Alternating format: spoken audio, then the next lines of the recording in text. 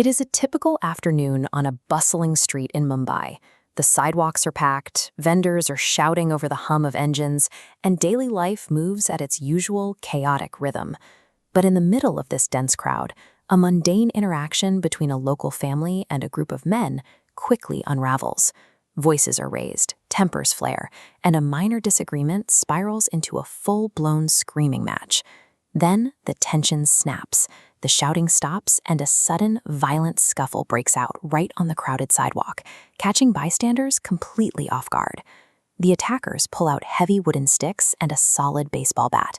They swing them at the family, immediately raising the stakes from a street brawl to a highly dangerous, potentially lethal assault. The identities of the attackers ensure this local act of violence won't remain anonymous for long, as the names involved are about to move this story into the national spotlight. The men arrested for wielding those weapons are the in-laws of Yusuf Pathan. For years, Pathan was a beloved fixture in Indian cricket. He is a prominent cultural figure, a sports hero whose family name commands immense public respect across the country.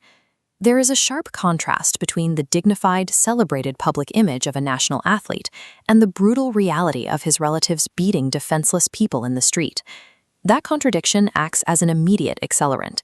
The assault triggers wall-to-wall media coverage, turning a local incident into a breaking news alert broadcast to millions. This collision forces a very public reckoning. It pits high society celebrity privilege directly against the raw, ugly consequences of unprovoked physical violence. To understand this, we look at the incident escalation timeline. Starting at a baseline verbal dispute, the timeline spikes dramatically. The confrontation crosses a severe legal threshold into a weaponized assault. Bringing a baseball bat indicates premeditated intent to cause blunt force trauma. For the Mumbai family caught in the middle, the physical peril is immediate and intense. They are forced to absorb an unprovoked beating, vulnerable to the heavy swings of sports equipment. The sheer brutality of the attack sends a wave of panic through the surrounding crowd. Bystanders realize the extreme danger and urgently dial local authorities. The specific mechanics of this attack make the reality clear. The attackers executed a highly dangerous, weaponized assault on defenseless civilians in broad daylight. The Mumbai police swiftly arrive at the scene to secure the perimeter and de-escalate the violence. Officers immediately step into the chaos, physically separating the men wielding the bats from the battered family to restore basic order on the street. Once order is restored, the strict legal mechanics of the Indian justice system take over. This flowchart details the procedure for armed assault. The officers move quickly from on-site apprehension directly into the filing of an FIR, or First Information Report. This formalized document places them in immediate legal peril.